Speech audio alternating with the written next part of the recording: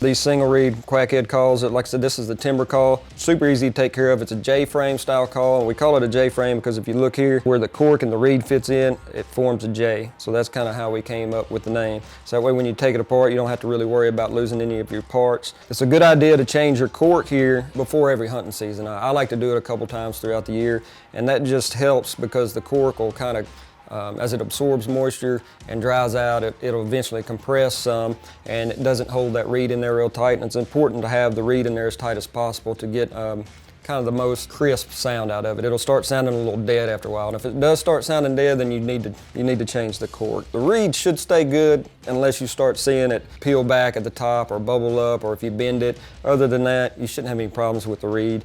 When you get done hunting, I like to take mine apart just to let them dry, and then just put them together the next morning. As far as air pressure wise, if you're tuning a call, the longer the reed is, the more air it's going to take. So it's naturally going to be a deeper sound because you're having to put more air into it. The shorter the reed, it's going to be a lot easier to use. You're going to get a little higher pitch, so you can kind of adjust that for how you blow. When you put the reed and cork in, just make sure that you put the reed all the way back in the slot, and that I like to keep my thumb on the top of it there, just so it doesn't move or you don't crimp it. And other than that, that's basically all you got to do. J-frame calls are pretty easy to maintain and tune.